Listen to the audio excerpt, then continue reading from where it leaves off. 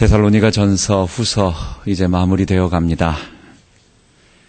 우리는 지금까지 데살로니가 전후서를 통해서 데살로니가 교회에 나타났던 문제 중에 종말에 관한 문제를 다루고 있습니다.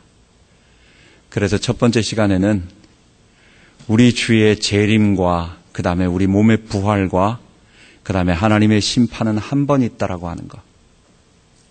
우리 모든 성도들이 부활한 모습으로 일어나서 우리 하나님을 만날 그날 온다라고 하는 것을 배웠습니다. 두 번째 시간에는 지금 이 시대와 그 다음에 하나님께서 지금 성령으로 예수 그리스도께서 성령으로 모든 우리 천만 성도와 함께 통치하고 계시는 실현된 천년왕국이라는 그런 관점으로 요한계시록 20장을 보았고, 그리고 이제는 사람들이 그날이 언제 오느냐고 자꾸 물어보니까 세 번째 시간에는 그날이 도적같이 오리라. 이 말은 하나님께서는 우리 주의 재림은 모든 사람들에게 다 공개적으로 오지만 너희들이 그것을 인정하지 못하고 깨어있지 않아서 준비하지 않다가 갑작스럽게 맞이하게 될 것이다 라고 말하시고, 우리 마지막으로 이제 지난 시간에는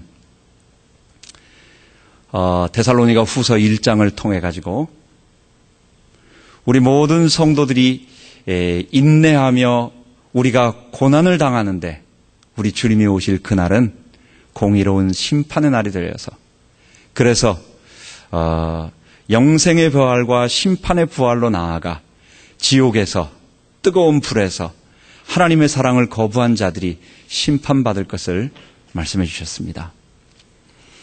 오늘은 데살로니가 후서 2장의 말씀을 가지고 우리에게 재림의 4가지 징조라고 하는 중요한 말씀, 사실은 이번 종말에 관한 계시 중에서 가장 중요한 부분이 아닌가라고 생각을 합니다. 예수님께 사람들은 와서 예수님 언제 주의 재림이 있겠습니까? 물어볼 때 예수님은 마태복음 24장에 4가지 징조를 말씀해 주셨습니다. 그래서 오늘은 우리 그 4가지 언제냐고 때를 물어보는데 예수님은 징조 4가지를 말씀해 주셨어요. 그 4가지 중에 2가지를 바울이 오늘 데살로니가 후서 2장에 말하고 있기 때문에 우리는 마태복음 24장과 그 다음에 데살로니가 후서 2장에 나온 이 4가지 전체적인 징조를 보면서 오늘 이 시대를 보면서 주의 재림이 멀지 않았구나. 정말 지금이 말세의 마지막이라고 하는 것이 맞구나라고 하는 것을 우리가 말씀을 통해서 배워볼까 합니다. 재림의 4가지 징조 중에 첫 번째는 예수님이 마태복음 24장 12절에 말한 것처럼 불법이 성함으로 많은 사람의 사랑이 식어지리라 한 것입니다. 즉 세상 모든 곳에 불법이 성한다는 거예요. 여러분, 여기서 불법이라고 하는 것은 부처님의 법을 말하는 게 아닙니다. 하나님의 말씀, 이스라엘 유대인들은 하나님의 말씀, 하나님의 진리, 이것을 율법이라고 말하고 그걸 생명이라고 말하고 그걸 진리라고 생각을 했어요. 그러니까 하나님의 말씀을 법으로 생각하는 관점 속에서 하나님의 말씀이 아닌 모든 법들, 모든 진리들, 모든 가르침들, 즉 성경이 우리들에게 가르치는 하나님 나라 구원과 십자가 복음이라고 하는 이 구원의 진리 이외에 다른 모든 말씀들과 가르침을 통틀어서 우리는 불법이라고 말하는 것입니다. 하나님의 법의 특징은 우리는 한마디로 말한다면 사랑이라고 말할 수 있습니다. 예수님이 요한복음 13장에도 세족식을 하시면서 마지막에 말씀하시죠. 서로 사랑하라. 너희가 서로 사랑하면 너희가 내 제자인 줄 알리라. 하나님 백성의 특징, 그것은 죄의 본질인 철저한 자기사랑, 이것이 무너지고 이것이 벗겨짐으로 말미암아 하나님에 대한 사랑과 이웃에 대한 사랑이 나타나기 시작하는 것입니다. 그래서 하나님의 법을 사랑의 법이라고 말하고 요한은 또 요한 1서에 보면 사랑하는 자들아 우리가 서로 사랑하자라고 말하면서 사랑은 여기 있으니 우리가 하나님을 사랑한 것이 아니라 하나님이 우리를 사랑하사 자기 아들을 십자가에 못 박아 죽이셨으므로 우리가 서로 사랑하는 것이 마땅하다라고 말하면서 하나님의 법이 사랑이라고 말하는 것입니다. 그럼 불법의 특징은 뭐겠습니까? 하나님 사랑하지 아니하고 이웃 사랑하지 아니하고 철저하게 자기 사랑하는 것입니다. 그래서 세상 모든 사람들은 말세가 되면 될수록 하나님의 법과 점점 멀어지면서 그러면서 죄의 본질을 벗겨내지 못하니까 자기 죄에 점점 빠져서 자기 사랑, 오직 자기 이쪽으로 가게 된다는 것입니다. 이러한 자기 사랑은 어떻게 되겠어요? 철저하게 타락과 부패를 가져오는 것입니다. 요즘 들어서 우리는 정말 편리한 시대에 살고 있습니다. 우리가 가지고 있는 스마트폰은 어쩌면 우리가 옛날 학교 다닐 때 우리 중고등학교, 초등학교 80년대 이전에 그런 것, 우리 손에 사실 컴퓨터 같은 걸 들고 다닌다는 게 상상도 못하는 거죠. 어쩌면 이거는 무슨 FBI나 CIA 같은 그런 데서, CIA 같은 데서 국가적으로 사용하는 정도의 기능의 컴퓨터를, 그때 사용할 수 있을 만한 컴퓨터를 우리 각자 개인이 우리 손에 가지고 다니면서 사용하면서 있는 것입니다. 그러다 보니까 사람들은 너무 편리하고 좋은 부분들이 많이 있고 참 우리 도움이 많이 되는 부분이 있지만 이것이 이웃 사랑을 점점 다 끊어놓는 것 같아요. 사람들은 전부 앉아있으면 사람들하고 얘기하지 않습니다. 손바닥 안에 놓고 그것만 대화하지 않고 그것만 보는 거예요. 그래서 현대 문명이 발전하면 발전할수록 문명의 이기가 발전될수록 사람들과의 관계는 단절되고 군중 속에 고독이 있으면서 사랑은 식어지면서 오직 내 상상 속의 나래로 계속 들어가면서 그러다 보니까 우리 한국의 신문에 나오는 온갖 여성을 폭행하는 일들과 심지어는 엽기적인 살인까지 일어나는 일들이 너무도 뻐젓하게 벌어지고 있는 시대입니다. 우스갯소리로 요즘은 집안에 있는 부부끼리도 대화를 안 한대요. 스마트폰으로 문자를 보낸답니다. 위층에 있는 남편에게 스마트폰으로 밥 먹어 하고 문자를 딱 보내면 남편이 알았어 하고 내려온답니다. 하도 그러니까 하루는 부부가 싸움을 했어요. 그래서 남편이 화가 나가지고 말도 안 하다가 나 내일 아침 직장에 5시까지 가야 되는데 아침에 깨워줘 하고 부인에게 문자를 보냈답니다. 그리고 이제 남편은 잠을 잔 거예요. 근데 아침 눈 떠보니까 7시에 그래 화가 나가지고 아니 내가 어젯밤에 그렇게 당신에게 날 깨워달라고 5시에 깨워달라고 그랬는데 왜 나를 안 불렀냐고. 부인이 하는 말이 5시야 일어나 라고 문자를 보냈다는 겁니다. 이만큼 사람들 사이에 문자를 통해서나 대화하지 않고 자기 속에서 결국은 이게 뭐겠어요? 자기 사랑하는 거예요. 우리는 예수님의 말씀을 통하여 세월이 흘러가면 흘러갈수록 불법이 성행하면서 하나님의 말씀과 멀어지면서 사람들은 사랑이 식어지는 것입니다. 그 결과 처처에 전쟁과 전쟁이 일어나고 난리의 소문이 나고 우리 주변에도 전쟁의 소문이 많이 들리고 있습니다. 세계 가운데 가장 끔찍했던 전쟁이 지난 세기 있었습니다. 그게 바로 2차 세계대전입니다.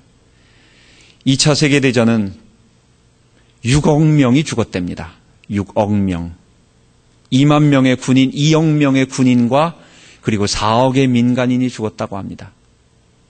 우리는 그 전쟁이 끝나고 나서 이제는 평화가 오는 줄 알았는데 그게 아니라 오히려 이제는 점점 더 심한 전쟁들이 국지전으로 벌어지면서 냉전 시대가 되더니 그러더니 이제는 핵무기가 등장하고 이제는 소련의 붕괴로 다 끝난 줄 알았더니 여러분 이제 어떻게 됩니까? 테러와의 전쟁으로 9.11 이후로부터 이제 전쟁이 바로 우리 주변에서 언제 어디서 어떻게 벌어질지 모르는 그런 미움과 증오의 이런 시대에 살고 있는 것입니다. 하나님께서 말씀하신 그대로, 예수님의 말씀 그대로 지금 이 시대의 첫 번째 징조가 우리 시대에 해당되지 않느냐라고 우리는 생각해 보는 것입니다. 두 번째 징조는 뭐냐면 마태복음 24장 14절에 말하는 것처럼 복음이 온 세상에 전파되는 것입니다.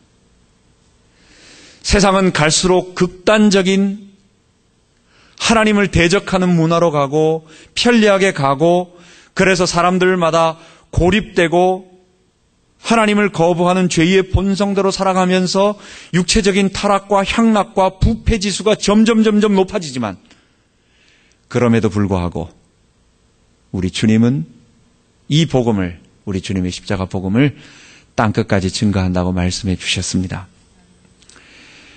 여러분, 말세가 될수록 핍박이 더 심해질 것입니다. 핍박은 우리가 세상 사람들에게 속하지 않았기 때문에 오는 것입니다. 우리 주님이 세상에 속하지 않은 것처럼 우리도 또한 세상에 속하지 않았다는 것으로 우리를 핍박하게 될 것입니다. 그런데 이 핍박을 다 이겨내고 우리는 이 복음을 땅끝까지, 사단은 아무리 복음을 막으려고 하지만, 환난과 핍박으로 막으려고 하지만, 이 복음은 땅끝까지 증거돼서 모든 사람들에게 증거될 것입니다.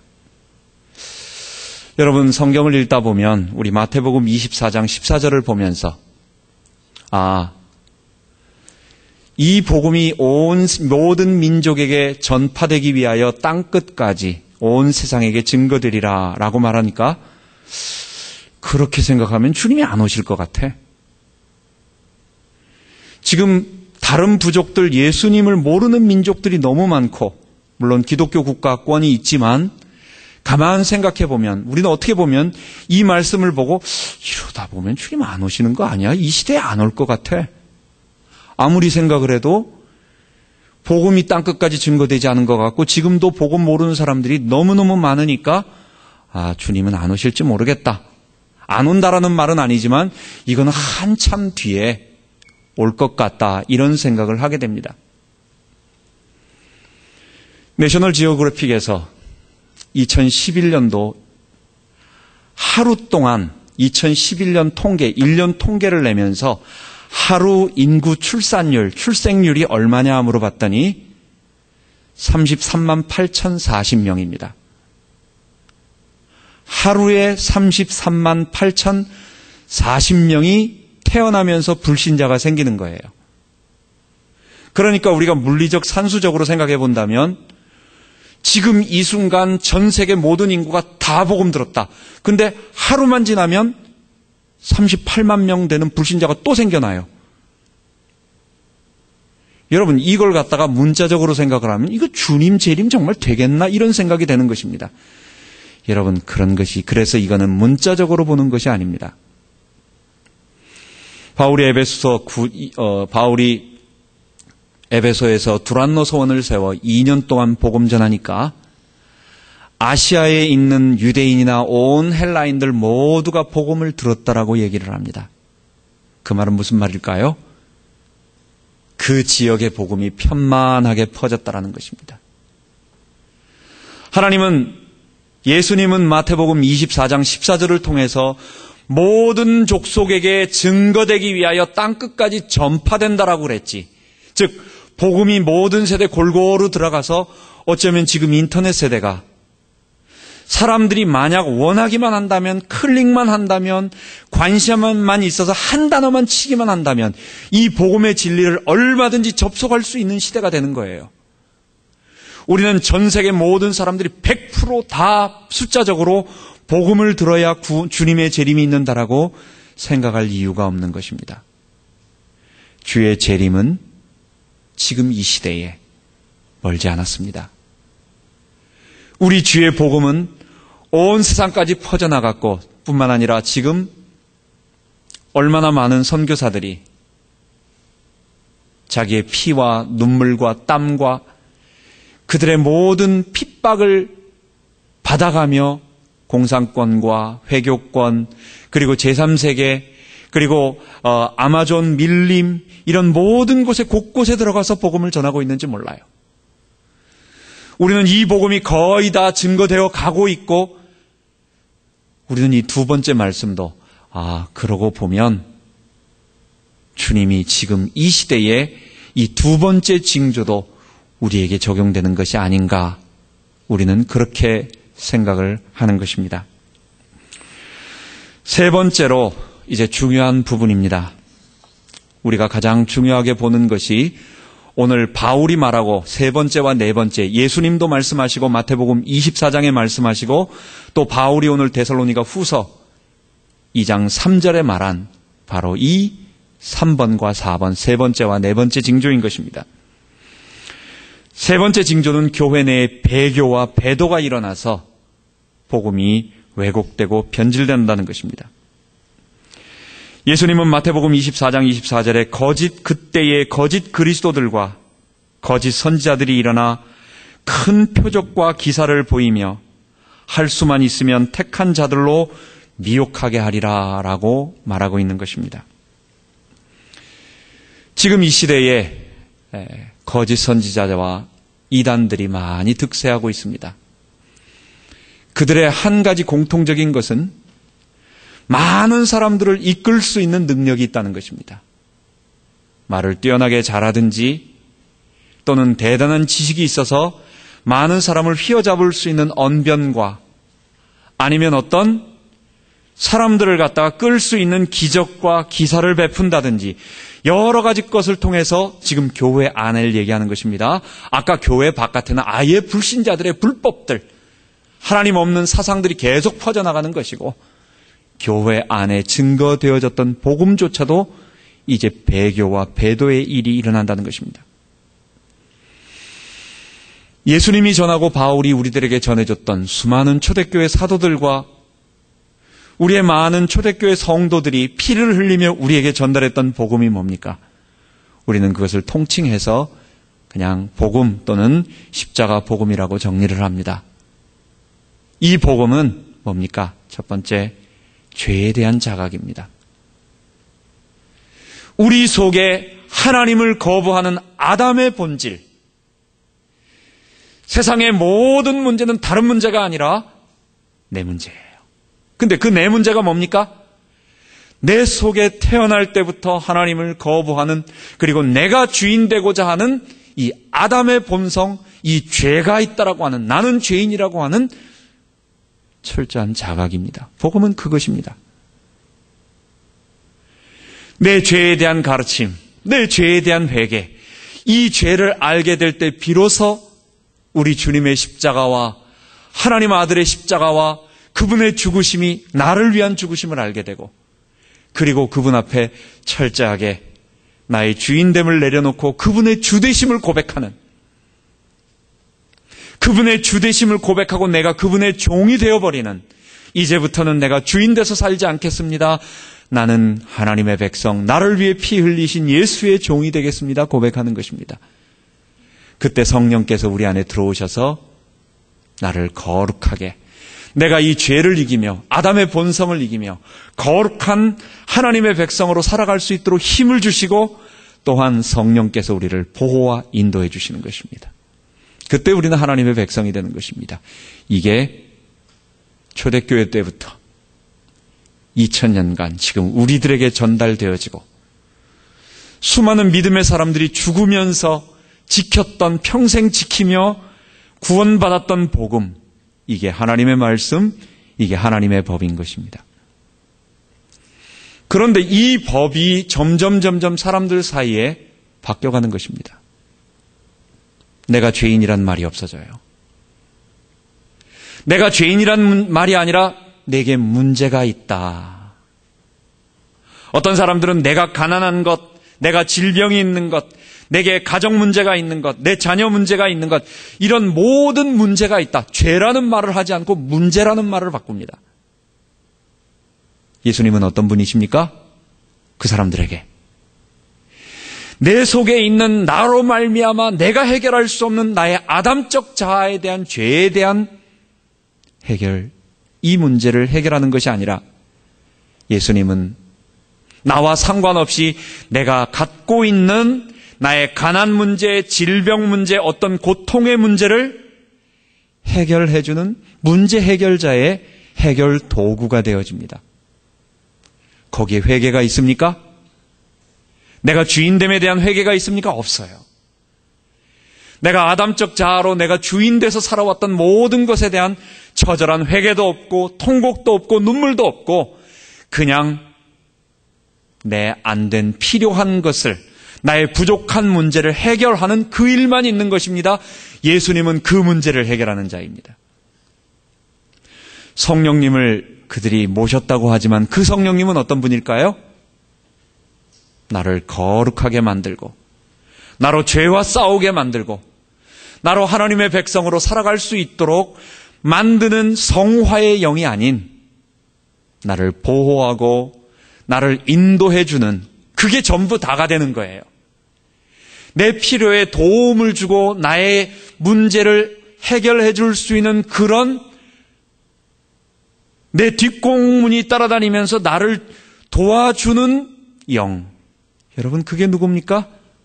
성령님이 그렇게 전락됩니다.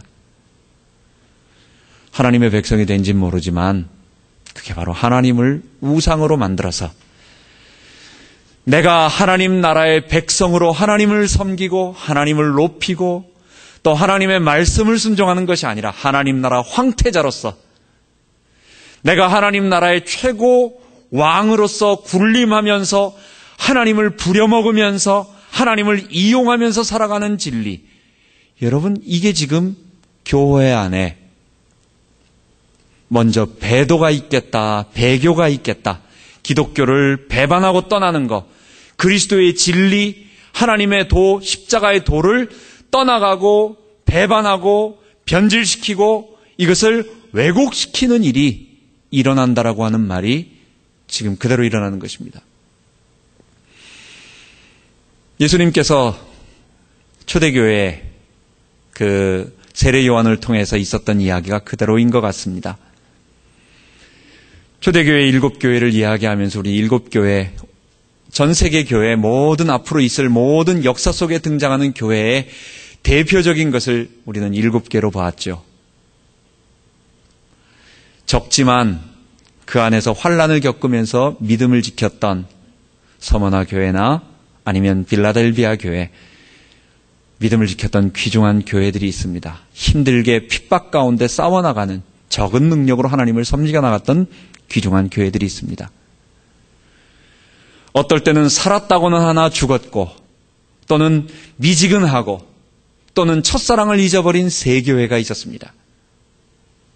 영적인 힘을 다 잃어버리고 무능력한 교회들이 교회의 형태는 그대로 갖추고 있고 예배는 그대로 드려지고 있고 거기에서 찬양과 말씀과 기도와 모든 것들은 기독교의 진리를 벗어나진 않았지만 기독교의 생생한 파워의 능력을 잊어버렸던 안타까운 영적인 능력을 잊어버린 교회가 앞으로 많이 등장하게 될 것이다. 그게 또 우리들의 안타까운 모습이기도 합니다. 그런데 극단적인 2개의 교회가 있었습니다. 그 교회들은요, 적극적으로 배도의 길을 걷는 것입니다. 그게 버가모 교회와 두아디라 교회였습니다. 이 2 교회는 니골라당의 교훈을 받아들이고 거짓 선지자 이세벨, 바알 숭배하는 교회, 바로 이 2 가지를 받아들이는 겁니다. 여러분 지금 이 시대에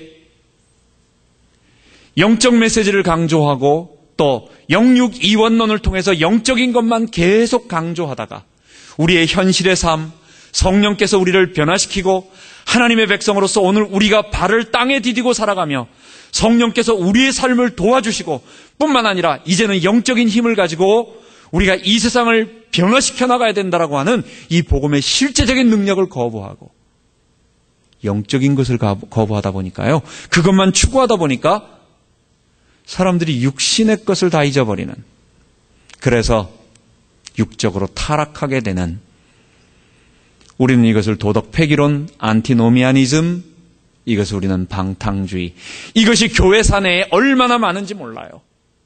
항상 얘기할 때 로마서 복음 핵심 얘기하면 뭐 얘기 나오느냐? 교회사에 나오는 믿음 강조하는, 순수하게 믿는다고 하는 사람들 중에 한쪽이 지나치게 칭의만 강조해서 우리의 현실의 삶을 얘기하지 않는, 그래서 도덕폐기론, 그래서 방탕주의로 가게 되는 것입니다. 이게 니골라당의 교훈. 우리는 이것이 배도의 한 현상이라고 봅니다. 또한 두아디라 교회는 바알 우상 숭배하는 교회였습니다. 우리는 아시다시피 하나님을 내 인격으로 모시지 아니하고, 인격이라는 말은 하나님은 그분의 뜻과 계획이 있으니까 그분이 원하시는 것이 있어요. 그러면 내 뜻을 그분에게 맞추는 것입니다. 그런데 하나님을 우상으로 섬긴다라는 것은 하나님을 마치 밴딩머신 자동 판매기처럼 얘기해서 내가 원하는 것을 그 앞에 가서 경외함도 없어지고 두려워함이 없어요. 그분 앞에 무릎 꿇고 그분을 두려워하며 존경하며 공경하며 사랑하며 하는 이런 모든 것 없이 그분은 내가 필요한 것을 땡깡 쓰면 내놓는, 하나님의 말은 필요 없고 내가 원하는 것을 내놓으라고 하는, 교회 안에서 열심히 믿는 신앙생활의 목적이 뭡니까? 하나님 달라고, 안 주면 하나님 믿습니까? 그런가 합니다요. 이것이 인격이 사라진 비인격 윤리의 종교, 비인격 종교, 하나님을 우상 숭배하는, 그래서 번영신학, 그래서 사단신학, 그리고 한동안 미국에 있었던 로버트 슐러의 적극적 사고, 조엘 오스틴의 긍정의 복음, 이 모든 것들이 교회 안에서 몇만 명씩 모아가지고 사람들에게 영향력을 주고 사람들을 따뜻하게 만들고 교회 안에서 예배도 드리게 만들고 교회 안에서 하나님 찬양하게 만들지만 결국은 죄 문제를 해결하지 않는, 죄 문제를 이야기하지 않는, 이건 다른 복음인 것입니다. 우리가 첫 번째 징조인 불법이 성함으로 사랑이 식어지는 세상의 내용들을 가만 볼 때 맞아, 이건 성취된 것 같아요. 두 번째, 이제 거짓, 우리 두 번째를 통해 가지고 복음이 모든 민족에게 증거되는, 어쩌면 이 인터넷 시대까지 볼 때에 하나님께서 이 시대를 많이 단축해서 거의 두 번째도 성취된 것이 아닌가라는, 우린 그것도 확신할 수 있습니다. 이것도 이것 때문에 주님 안 오시지 않겠다. 이것도 지금 이 시대에 해당되는구나. 세 번째, 배도와 배교. 여러분, 지금 유럽 교회는 사실은 거의 다 죽었습니다. 영국 교회도 이슬람 사원으로 다 넘어가고 있고, 그래서 사람들은 그렇게 얘기를 해요. 기독교는 문화로 남고, 불교는 철학으로 남고, 그리고 이슬람은 종교로 남을 것이다. 지금 마지막 시대 유럽을 보면 얼마나 많은 무슬림들이 교회를 사가지고 교회 건물을 갖다가 교회를 비꼬듯이, 또 그들의 법이 전통을 중시하기 때문에 오래된 건물을 바꾸지 못하게 하니까 바깥은 그대로 교회 건물 십자가를 걸어두고 그 안을 시크 사원이라든지 아니면 이슬람 사원으로 바꿔서 하는 이런 일들이 벌어지고 있는지 모릅니다. 유럽은 이미 배도가 완료됐고, 우리 마지막 기독교 국가라고 할 수 있는 이 지금 현재 이 미국조차도 얼마 전에, 불과 한두 주일 전에 동성연애를 합법화시켰습니다. 연방법에서 합법화시켰습니다. 동성연애, 이거는 합법을 안 해도 그렇게 살 사람들은 다 그렇게 살아요. 그러나 이것을 법적으로 인정했다라는 말은 굉장히 중요한 의미가 있습니다. 앞으로 각 주에서 그래도 막아놓고 있던 이 모든 것들이 이 연방법에 의해 가지고 그나마 이걸 근거로 각 주에서 막아놨던 동성 결혼 허용 이 부분을 이제는 시간 문제로 쓰나미처럼, 도미노처럼 다 무너지게 될 것입니다. 심지어 사람들이 다 그렇게 그것을 허용하는 쪽으로 가니까 교회조차도 동성연애하는 목사를 인정해서 여러분 안수를 주는 것입니다. 여러분, 이건 정말 큰 문제인 것입니다. 너무 많은 교단들에서 보수적인 교단까지 이제 얼마 남지 않은 교단만 남고, 여러분 동성연애가 뭡니까? 여러분, 제가 제일 좋아하는 친구가 뉴저지 목사가 하나 있어요. 우리 오랜 시간 같이 했고 늘 전화도 하고, 제가 대학 때는 그 친구 집에 가가지고 같이 여름 성경학교 하고 오랜 기억을 같이 많이 나눴어요. 늘 생각이 나요. 여러분, 근데 우리 둘은 동성연애라고 말하는 게 아닙니다. 동성연애는 그런 게 아니에요. 하나님 앞에 로마서에 말하고 있는 남색하는 목사인 것입니다. 이게 가능한 것입니까? 있을 수 없는 것입니다.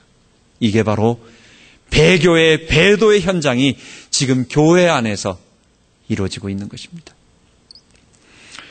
마지막으로 네 번째 징조입니다. 이것은 아직 우리들에게 이루어지지 않았는데 이것도 상당히 많이 진척되어 있는 문제인 것입니다. 조금 어려운 부분이지만 바로 예수님께서 마태복음 24장에도 말하고 있는 15절에 말하고 있는 그러므로 너희가 선지자 다니엘에 말한 바 멸망에 가증한 것이 거룩한 곳에 선 것을 보거든. 이게 하나님의 성전에 자리에 우뚝 서서 자기가 하나님이라고 주장하는 것입니다. 이것을 바울은 데살로니가 후서 2장 3절과 4절에 거기에 보면 저 불법의 사람 곧 멸망의 아들이 나타나기 전에 이르지 아니하리라. 저는 대적하는 자라 범사에 일컫는 하나님이나 숭배함을 받는 자 위에 뛰어나 자존하여 하나님 전에 앉아 자기를 높여 하나님이라 하느니라. 이런 불법의 아들이, 이걸 우리는 통칭해서 적그리스도다, 그리스도를 대적하는 한 인물이다, 이렇게 말하는 것입니다. 이 사람이 출현하게 될 것이라는 것입니다. 이건 아직 출현되지는 않은 것입니다. 물론 이 본문은 조금 어려운 부분이 있고 우리에게 이 사람이 누굴까? 과연 그 당시에 있던 어떤 사람을 말하는 것일까? 아니면 어떤 제도 사상을 말하는 것일까? 아니면 무슨 요한계시록에 무슨 666을 말하는 것일까? 뭐 이런 여러 가지 추측이 있지만 우리는 성경이 말하고 있는 그대로를 우리는 받으면서 특히 베드로가 이 부분에 대해서 말을 했습니다.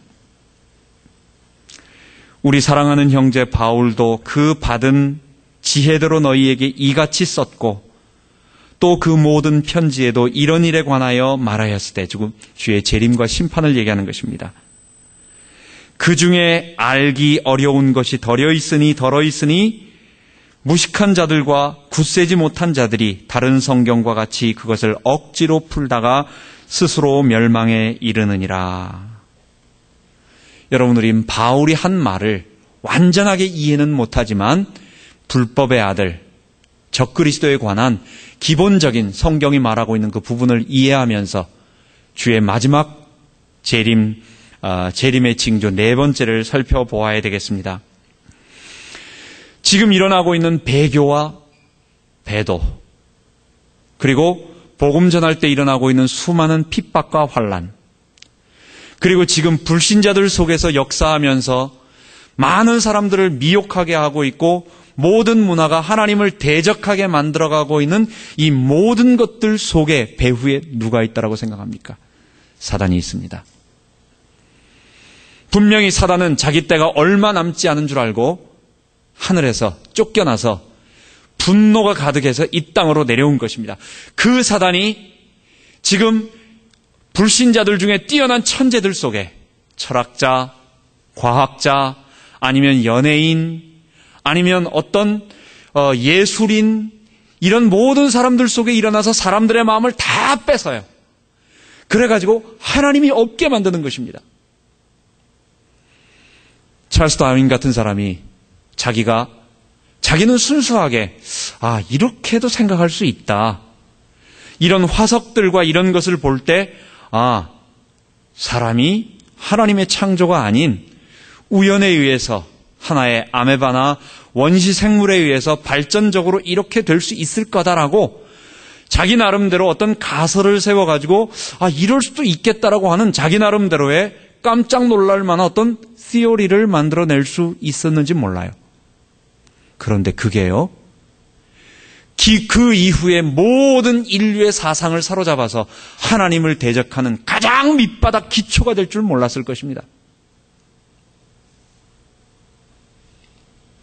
어떤 뛰어난 자들이 조금 자기의 신앙 없이 그냥 생각하며 말하는 스티븐 호킹 같은 사람이 우주에 뒤져보니까 하나님 없다, 우주는 빅뱅에 의해 가지고 큰 폭발에 의해 가지고 지금 계속 퍼져나가고 있다. 다른 사람들이 다 모릅니다. 하나님이 어디 있어? 라고 말할 때 그 똑똑한 그 스티븐 호킹 같은 사람이 말했는데, 그럼 그 사람이 말한 뭔가 근거가 있지 않겠어? 하고 다 그 사람 말의 근거에 발을 놓고 하나님 없다라고, 나는 그 사람이 말하니까 그냥 믿는 거야 하고 다 따라가는 것입니다. 조금만 인기 있는 사람이 뭔가 얘기를 하고 뭔가 하나님 대적하는 말을 하면 그 말에 혹해가지고 다 빠져가고, 불신자들 속에서 사람들을 끌어당기는 매력 있게 만드는 수많은 슈퍼스타들, 지식의 분야, 과학의 분야, 연애, 문화 모든 분야에서 하나님을 대적하게 만드는 어떤 슈퍼스타들 배후에 그들이 적그리스도는 아니에요. 적그리스도적인 일을 하고 있고 또 사단에게 이용당하고 있는 사람일 뿐이죠.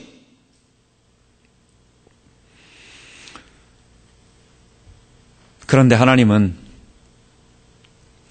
이렇게 복음을 방해하고 사람들 속에서 인류의 사상사를 다 끌어가면서 하나님을 멀리 떠나 타락과 부패하도록 불법으로 끌어가고 있는 이 사단의 역사와 또 복음이 핍박하는 이 역사와 그리고 교회 안에조차 이 복음의 내용을 변질시키는 배도와 이 일이 일어나게 하는 이 일을, 이 불법의 일을 하나님께서 지금 막고 계신 것입니다. 어느 정도 막고 계신 것입니다. 그것을 만약 그냥 뒀다고 한다면 급속적으로 나갈 것입니다. 그러나 하나님께서 6절, 7절에 지금 하나님께서 불법의 사람 적그리스도의 출현을 막고 계신 것입니다. 저로 하여금 저의 때에 나타나게 하려 막는 것을 지금 너희가 아나니 불법의 비밀이 이미 활동하였으나 지금 막는 자가 있어 그 중에서 옮길 때까지 하리라.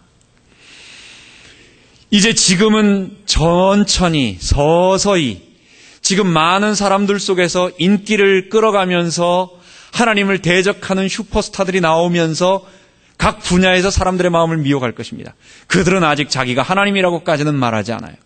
그리고 모든 사람의 마음을 한 사람이 다 잡진 않아요. 그런데 마지막 때가 되면 전 세계 모든 불신자들의 마음을 하나로 끌어다니는 사람이 하나 나올 것입니다. 그의 인물은 아주 뛰어나가지고 모든 사람들이 연예인처럼 바라보면서 다 쫓아갈 수 있는 그런 뛰어난 사람이 될 거예요. 그의 두뇌는요, 탁월해서 모든 사람들이 감탄할 정도의 지혜가 될지 몰라요. 그의 말에 권세가 있고 지도력이 있고 추앙하는 자들이 있고 해서 결국은 전 세계 모든 불신자들의 철저한 지지를 받으며 맨 마지막에 이 사람이 뭐라고 얘기할 것이냐? 내가 바로 하나님이다. 그리고 하나님을 대적하는 일에 선봉에 서서 있을 것입니다.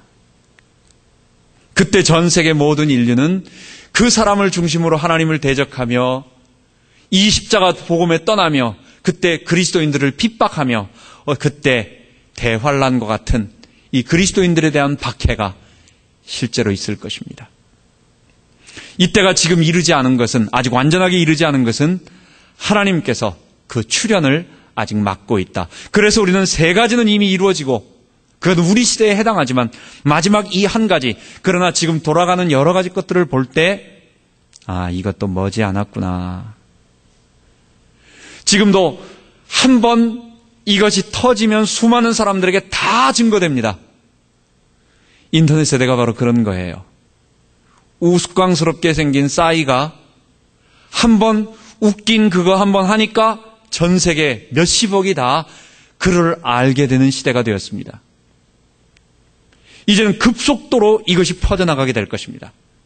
적그리스도의 출현은 모든 기반이 다 깔려 있고 여기에서 모든 사람들을 마음을 사로잡을 수 있는 슈퍼스타, 그것은 사단적인 힘을 가지고 그는 많은 기사와 이적과 표적을 나타내며 말과 모든 정치와 문화와 군사와 모든 것을 가지고 사람들을 다 사로잡아서 하나님을 대적하게 만들고 그리스도를 대적하게 만드는 그 일을 이루게 될 것입니다. 그때 우리 주님께서 재림하셔서 저를 멸하시고 모든 자들이 부활하게 되고 하나님의 의의 심판대 앞에 서서 역사의 종말 이루어지며 새하늘과 새 땅이 이루어지고 하나님의 나라가 이 땅에 완전하게 이루어지게 될 것입니다. 그래서 우리는 이제 마지막 네 번째 징조만 이제 이루어질 것을 앞두며 우리가 보게 되는 것입니다. 마지막으로 우리는 이 시대, 우리 시대의 배교와 배도에 대한 것들을 주목하면서 우리가 오늘 말씀을 우리들에게 적용해야 되겠습니다. 종말의 징조를 볼 때 종말이 그렇게 멀지 않았습니다. 우리 주의 재림이 멀지 않았습니다. 세 가지는 이미 우리 시대에 해당된다고 보고, 그리고 아직 불법의 비밀, 바로 적그리스도의 출현, 이것은 모든 것을 볼 때에 출현하기 직전이 아닌가라는 식의 어떤 그것들을 우리가 생각할 수 있는 것입니다. 그래서 우리는 더욱 주님 오심을 사모하며 주의 재림을 바라봐야 되겠습니다. 두 번째로 이 시대의 배교와 배도는 죄 문제를 다루지 않는 다른 복음 거짓 진리들인 것입니다. 하나님 앞에 나의 죄인됨을 인정하고 무릎 꿇고 내 마음 보좌에 내서 내려와서 예수님을 나를 구원하는 도구로 사용하지 말고, 구원자로 도구로 사용하지 말고, 나의 주님, 내가 그분께 굴복하고 순종해야 할 주님으로 모셔드리고, 성령을 의지해서 거룩한 하나님의 백성이 되고, 그리고 그 다음에 보호와 인도를 받는, 이것 이외에 하나님을 도구로 이용하는 우상 숭배와 또는 도덕 폐기론으로 가는 이런 모든 것들을 우리가 배교와 배도를 조심하면서 다른 복음에 주의해야 되겠습니다. 세 번째로 인내함으로 사역하고 우리는 주의 재림을 기다려야 되겠습니다. 데살로니가전서 우리 1장 3절에도 그리고 고린도전서 13장에도 그리스도인들에게 세 가지의 바울은 이야기를 했습니다. 믿음, 소망, 사랑입니다. 이것을 보면 너무 적절한 것 같아요. 하나님께 대해서는 믿음입니다. 우리 하나님에 대한 믿음 보이지 않기 때문에. 이웃과의 관계 속에서는 우리 사랑이라고 표현할 수 있습니다. 이웃을 내 몸처럼 사랑하는 것이 하나님을 믿는 자에게 당연히 나타나는, 죄가 제거되어지고 본래 인간의 모습이 이제 조금씩 회복되어지는 모습이 나타나는 것입니다. 이웃 사랑이 나타나는 것입니다. 그럼 오늘의 사역에 관한 문제는 어떨까요? 이것은 가면 갈수록 좋아지지 않을 것입니다. 우리 아이들은 더욱 세상의 유혹을 받게 될 것입니다.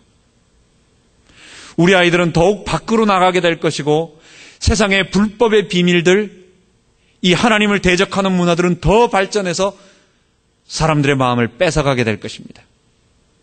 교회 안에서조차 이런 일들이 벌어지게 될 것입니다.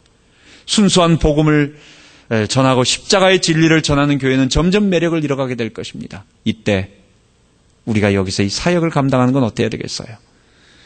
결국은 소망을 가지고 인내하는 것입니다. 그래서 소망의 인내, 데살로니가전서 1장 3절에 말하고 있는 것입니다.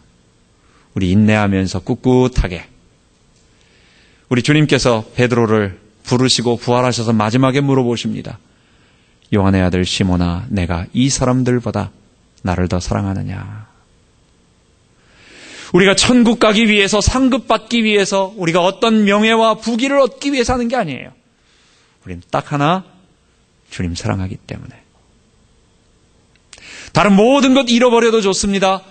우리가 이 땅에서 모든 사람들에게 멸시와 천대, 십자가 져도 괜찮습니다. 그게 우리의 마땅히, 우리 주님 걸어갔는데요. 우리의 대장님이 그렇게 갔는데요. 우리도 그렇게 가는 거예요. 십자가 복음 그런 거예요. 주님 사랑하기 때문에 가는 겁니다. 이거 지면서 부모님들이 아이를 사랑하니까 밤새 아이가 칭얼거리며 그 아이 때문에 속을 상하며 그렇게 힘들어하면서도 힘들지 않게 그거 타고 나서도 내가 무슨 뭘 대가를 받아야지, 뭐 이런 거 없는 것입니다. 오직 하나, 주님 사랑하기 때문에. 그리고 우리의 길은 그냥 막 열매가 일어나는 회사 장사하는 게 아니에요. 열매가 없던 있던 아무 상관없이 묵묵하게 인내하며 이 길을 걸어가는 것입니다.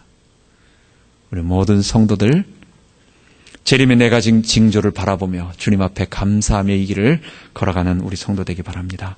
기도하겠습니다. 하나님 아버지,